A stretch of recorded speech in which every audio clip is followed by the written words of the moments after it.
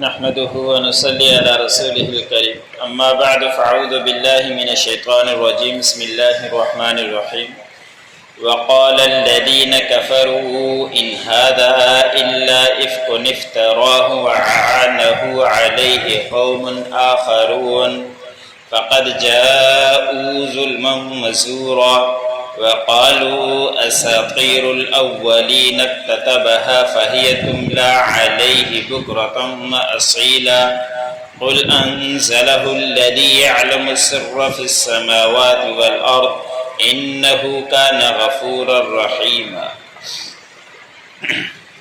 سورۃ الفرقان کا درس چل رہا ہے۔ اسی سورت کی آیت نمبر 4 سے لے کر 6 تک تلاوت کی گئی۔ ان آیتوں کے اندر اللہ رب العزت نے فرمایا کہ کافر لوگ، مشرکین لوگ اس بات کے اوپر اعتراض کرتے ہیں کہ یہ قرآن پاک گڑھ لیا گیا ہے، یہ جھوٹا ہے، اور اس کی طرف جھوٹ کی نسبت کیا کرتے ہیں، اور پھر کہتے ہیں کہ اس کی مدد کرتے ہیں اس قرآن پاک کے اوپر دوسری قوموں کے لوگ، اور وہ ان کے پاس آتے ہیں اور پھر ان کو لکھواتے ہیں اور یہ پہلو کی قصے کہانیاں ہمیں سناتا ہے۔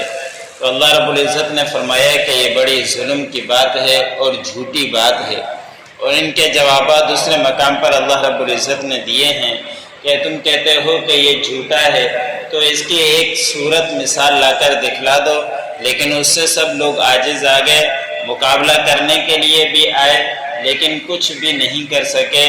پھر یہ کہنے لگ کہ ان کا ایک جواب دوسرے مقام پر بھی ہے، تو یہ لوگ کہتے ہیں کہ ان کو سکھلاتا ہے کوئی، وہ آ کے ان کو بتلاتا ہے، یہ ہمیں سکھاتا ہے۔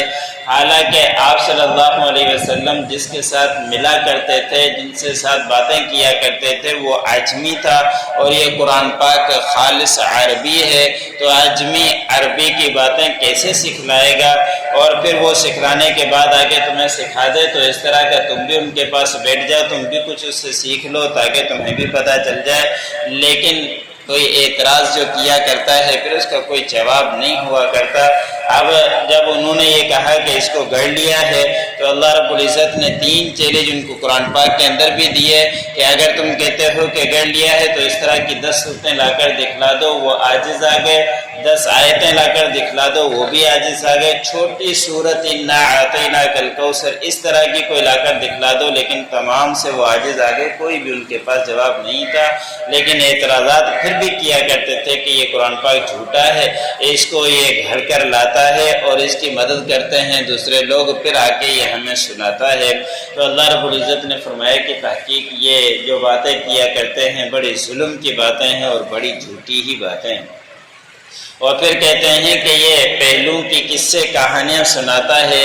قرآن پاک میں قصے تو ہیں، یہ تو کوئی اس میں اعتراض نہیں، شک نہیں، لیکن یہ ہمارے لیے عبرت ہیں، ہمارے لیے سبق ہیں کہ اس سے عبرت حاصل کریں، اس سے سبق حاصل کریں کہ پچھلے قوموں کے جو تذکرے گزرے ہیں وہ کس وجہ سے تباہ ہوئی ہے، کس وجہ سے ہلاک ہوئی ہے، ان کی وجوہات کیا ہے، وہ ہمیں علم ہو اس بارے میں۔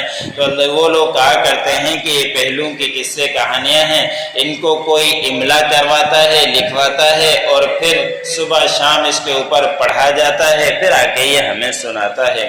تو ان کے جواب میں اللہ رب العزت نے فرمایا کہ کہہ دیجئے کہ ان کے اوپر کوئی اور اتارنے والا نہیں، کوئی اور املا کروانے والا نہیں، کوئی اور ان کو لکھوانے والا نہیں۔ ہاں، ان کو نازل، ان کی طرف نازل کیا ہے اس ذات نے جو آسمانوں کی اور زمینوں کی پوشیدہ باتوں کو بھی جاننے والا ہے، جو انسان کے سینے کے اندر دل ہے، دل کے اندر جو خیالات آتے ہیں، دماغ کے اندر جو گمان آتے ہیں، سوچ بچار کرتا ہے، ان کو بھی اللہ رب العزت جاننے والا ہے۔ اس ذات کی طرف سے یہ قرآن پاک اتارا گیا ہے، اور بے شک اللہ رب العزت معاف کرنے والا اور رحم کرنے والا ہے۔ اگر ان تمام باتوں سے وہ رجوع کر لے تو اللہ رب العزت اس کو معاف بھی کر دے گا، رحم کرنے والا بھی ہے۔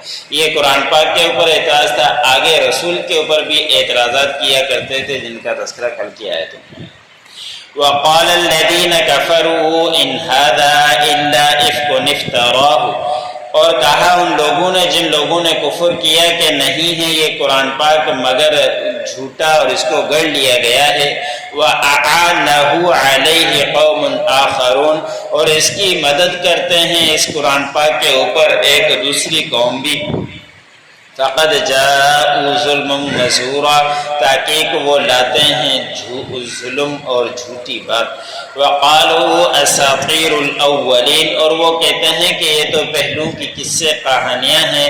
نَكْتَتَبَهَا فَهِيَ تُمْلَى عَلَيْهِ، اور اس کے اوپر کوئی املا کرواتا ہے اور پھر اس کے اوپر کوئی صبح شام پڑھتا ہے۔ بُكْرَةً وَأَصِيلًا، صبح شام اس کے اوپر کوئی پڑھتا ہے پھر یہ آ کے ہمیں سناتا ہے۔